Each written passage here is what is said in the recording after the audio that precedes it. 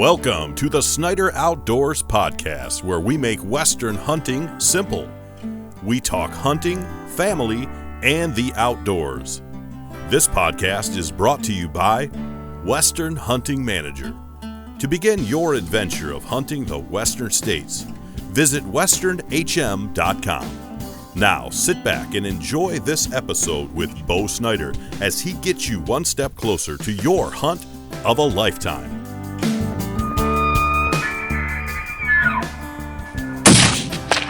Put him down. I got him. This is one of the most exhilarating moments in my life. Hey everybody, and welcome back to another episode of Snyder Outdoors Podcast. I've recently started this podcast because I want all of you fellow hunters to get out there and begin to enjoy Western hunting. Real quick, before we get started, I got to do a little shout out to Joshua Vandenberg because, long story short, if you follow us on social media, we had our first live event just a couple weeks ago. We spoke, my brothers and my dad, we kind of gave a little sportsman's night at my church, and as Joshua was driving away, he leans out the window and is like, "Hey, put out more podcast." So, hey, Joshua, this one's for you, buddy. So I appreciate you listening. So here we are with some more content. So let's get into what we're going to talk about today. As I mentioned in the last episode, for the first 15 years or so of our hunting career, it was all whitetail hunting, okay? That's just how we grew up, but in the last 8 to 10 years, we've discovered just how awesome Western hunting can be. It is a lot of work, it takes a lot of preparation, but man, is it worth it, all right? So if you just have, as you as a hunter, if you ever had the thoughts of like, man, I just want to go elk hunting someday, or I've thought about doing some mule deer hunting, maybe that's on your list, keep listening because I'm going to show you how to get there. That's what this podcast is mostly talking about, is just because I want you guys to experience Western hunting. We didn't know how to do it for the longest time, but we've kind of figured it out. We're do-it-yourself, kind of guys. So we've done it. So this is why this podcast exists, so we can just show you guys. So let's dive into a few things a little deeper about preference points and what they are, how you get them, what they cost, etc.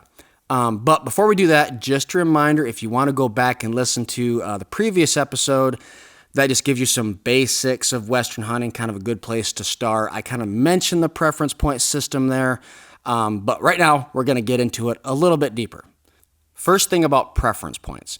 Now, currently, the bulk of all of my preference points that I have are for the states of Colorado, Wyoming, and Montana.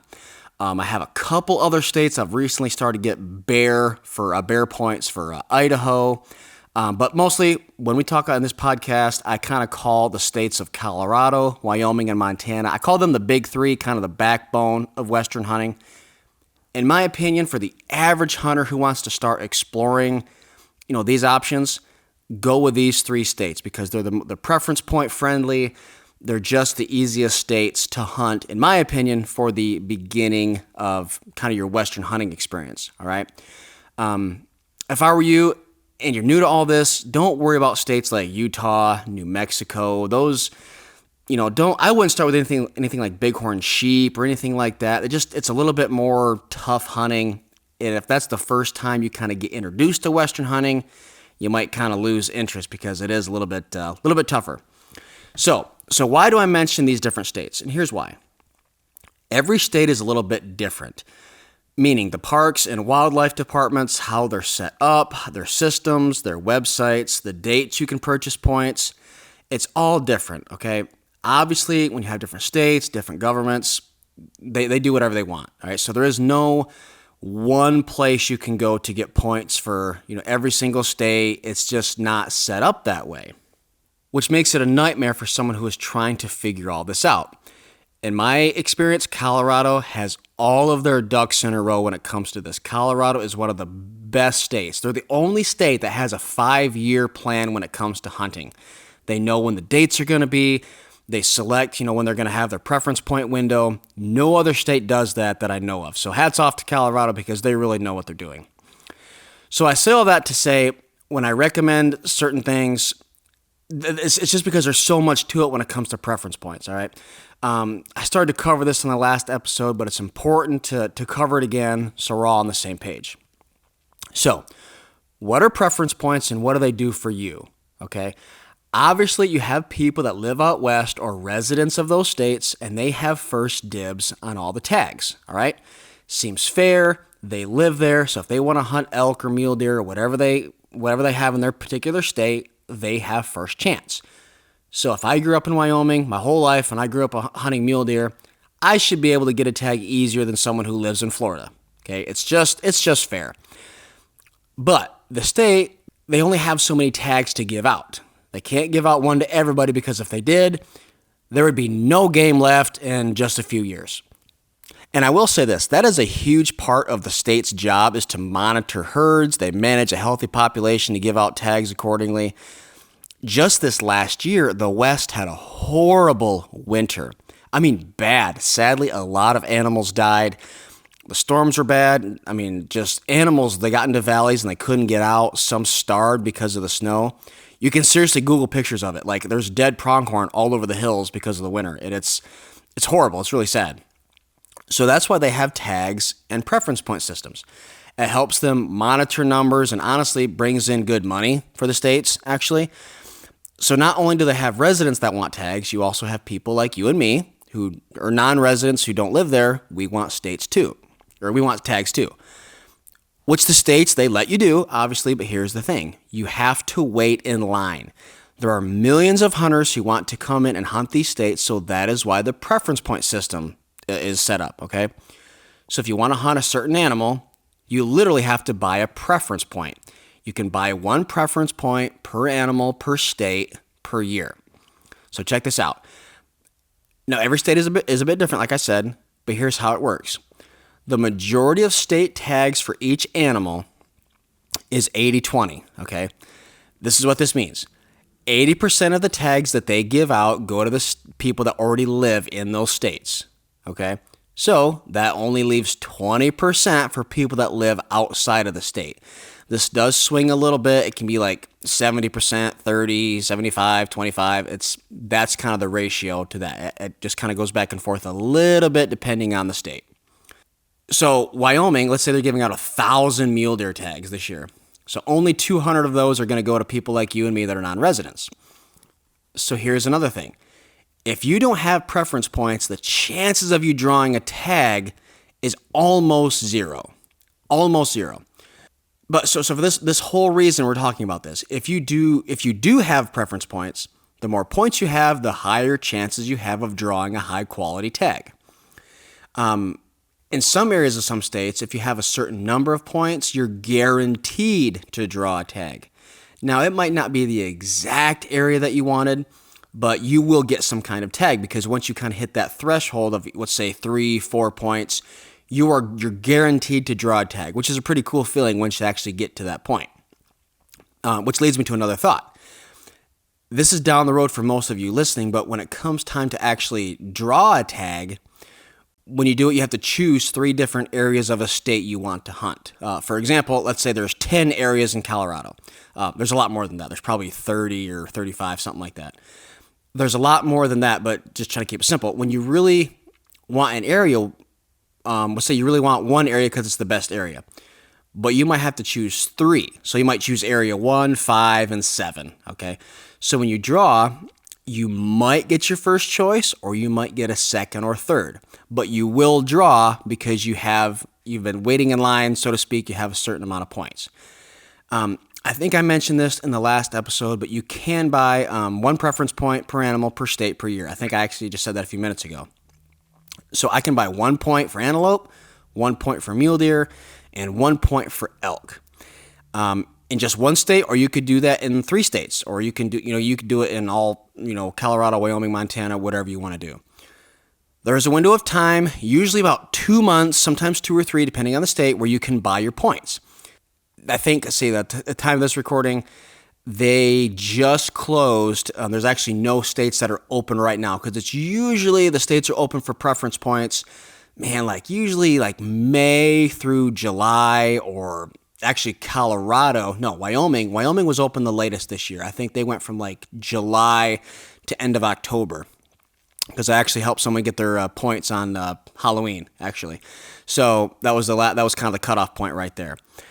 So just for your info, every year, once again, they just open up this time frame. It's like, hey, if you want to get your points, you got to do them right now. Okay. So this is something else we used to do. Actually, we still kind of do it. I call it the 3-year cycle. All right. Because some people, they just get one, let's say they have one state or one animal they're going after. Let's just say all they have is pronghorn points for Wyoming. Okay. So when that hunt comes and goes, they get to the end of it, and obviously it's awesome. They go, oh man, I got to wait another 3 years to do that again. This is where the 3-year cycle comes in. And this is what I recommend. You don't buy points just for one animal in one state. You buy points for 3 or 4 different options, okay? So you might do mule deer in Wyoming, pronghorn in Wyoming, but then you might do the same thing in another state. So here's the point. When you have one hunt that's done, you go, hey, I've got 2 points already saved up for the next hunt for the next year, and then you go on that hunt, and it's just kind of this revolving door of points, okay? And once again, I'm going over this very, very quickly because there's just so much to cover. So think of the 3-year cycle when it comes to preference points, all right? Don't just, obviously, I would rather you get started on one thing. Shout out to Josh Sanders. He's getting Wyoming preference points for pronghorn. That's like something he wants to do, which, Josh, if you're listening, guarantee once you do that, you're going to want to do it again. You're going to do more points, more states, because you're going to be addicted. Everybody is once they go out west hunting, okay? But that's the best thing that I can recommend. That's what we here at Snyder Outdoors do. We just kind of go through those 2 or 3 different states. We just kind of figure out every year. We sit down and say, hey, what do we got points for this year? What are we going to do next year? Okay, can we go twice this year? Can we get in 2 hunts out west? What are we going to do? So that is what I recommend for that. I mentioned this also in the live event that we had a couple weeks ago, is start getting preference points for your kids, your grandkids, okay? I actually gave an example. I held Eastman's Hunting Journal, they had an article in there. This young kid, I think 21, 22 years old, he shot a massive elk, and he gave his dad the credit because his dad bought him preference points when he was just a kid. He had no idea what preference points were, but he said, I would have never had this opportunity if my dad had not bought me preference points before I knew what they even were, okay? So I promise there's so many pros of hunting the West, obviously, but I didn't shoot my first mule deer till I was 30, okay? My boy, he'll probably shoot his first mule deer when he's 12, 13, 14 years old. So he's going to be so much further ahead of me because of the preference point system, how we have figured it out. Same thing with my nephews, my nieces. They all have preference points going. So if you don't know how to do preference points, if you need some help, reach out to me, bo@snydersoutdoors.com. That's plural, bo@snydersoutdoors.com. Or I actually do this for people as a business on the side. You can go to westernhm.com. That's westernhm.com. That's Western Hunting Manager. I set you up. I create the accounts for you. I do all that. So if you want some help, reach out to me. We'll kind of get you going on that. All right. So to bring it back to preference points, this is what you're doing. Every time you buy a point, it's like you're just getting in the waiting line for a longer period of time.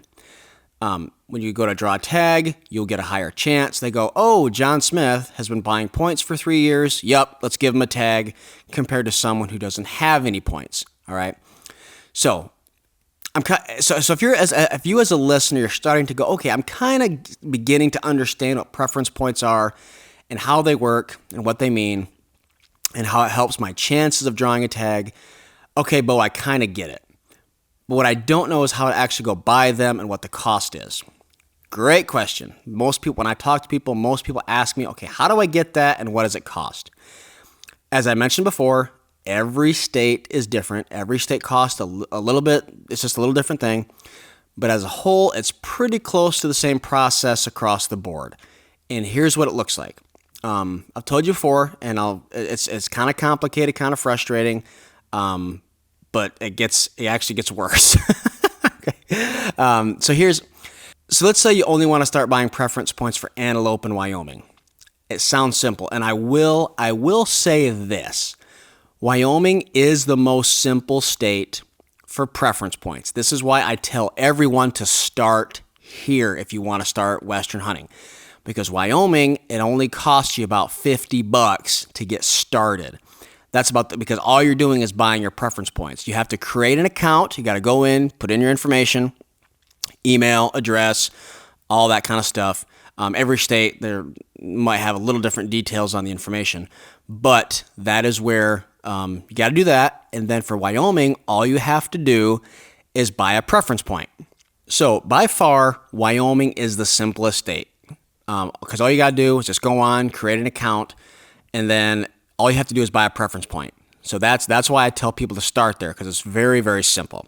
Places like Colorado, much more complicated. It seems like you could just go on and buy a preference point, right? That's not how it works with Colorado. You might get frustrated with these states because when you see how it works, because you have to go onto their site, you have to create an account, you have to buy a conservation stamp, you have to buy a small game license, and then you have to buy a preference point, which is funny because the preference points are only like $10, but it's more expensive because of all these things you have to buy on top of that. So, and here's the thing, honestly, it just generates money for the state, and it's just what you have to do. I mean, I like to think that money is going to conservation, is going to pay the rangers and all these people that make this possible for us. But it's just a necessary part of the process, okay? So now that you have your conservation stamp, you have your small game license, now you can buy your preference points. And, obviously, once you get to get to that point, you got a whole list of elk, deer, bighorn sheep, moose, on and on and on and on, okay? Just as an example, I'm on the Wyoming Game and Fish website right now. I'm looking at it right now. I've obviously logged into my website, or I've logged into my account, and I see all my points on the side and everything. But if I go to the page where it actually says, like, hey, you got all these different options, okay? A pronghorn point is $31. A mule deer point is $40. An elk point is $52, all right?